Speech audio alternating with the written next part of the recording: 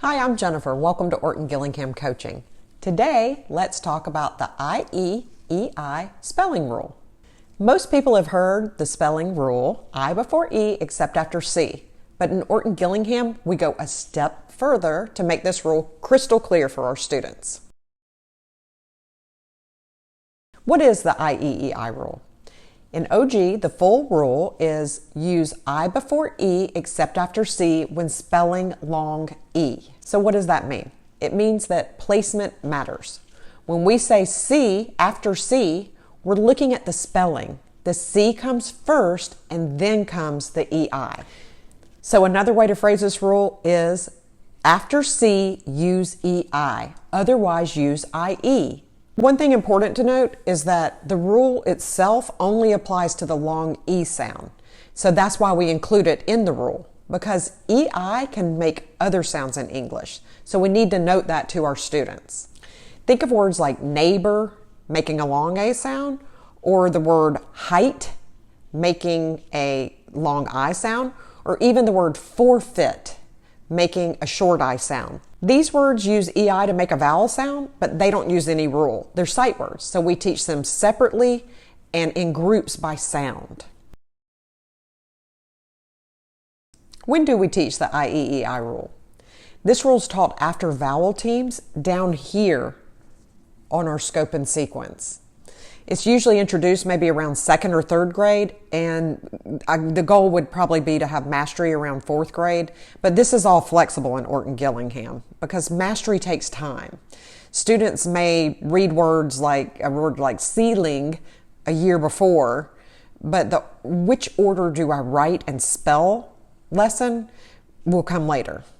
So we should probably build in weeks or even months of cumulative practice before expecting this rule to be automatic. How do we teach the I-E-E-I rule? To really make this stick, OG lessons will always include multisensory practice and activities. One thing we could do is a word sort.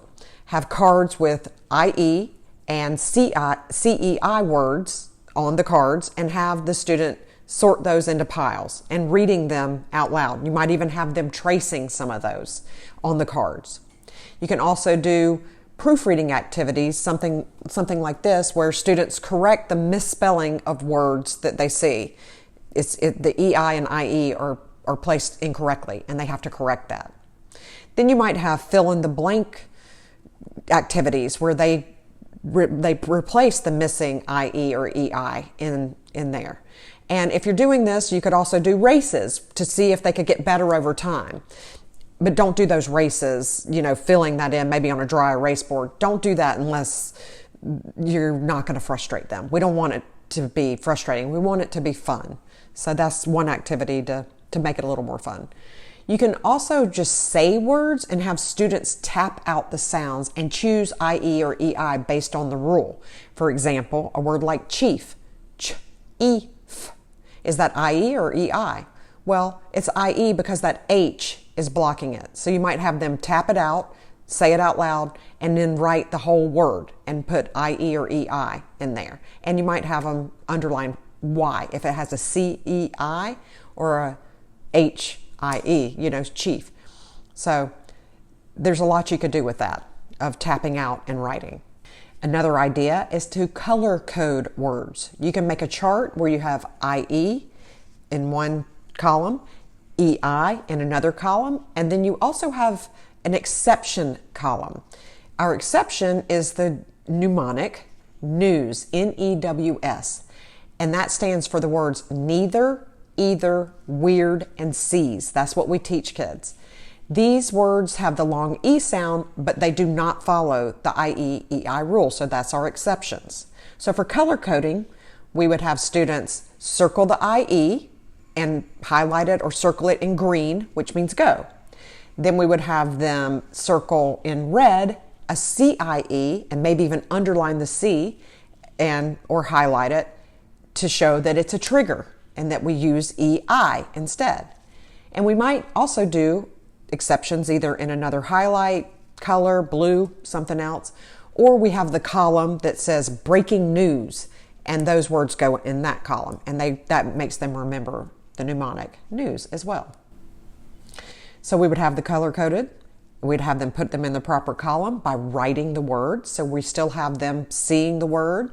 Then we have them feel how it feels to write it.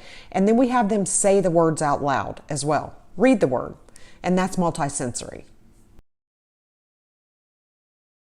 As a final word, long E is spelled with IE unless there's a C before it. And then it's EI. That is the IE-EI spelling rule. We need to tell students to watch out for the news exceptions. That's our mnemonic.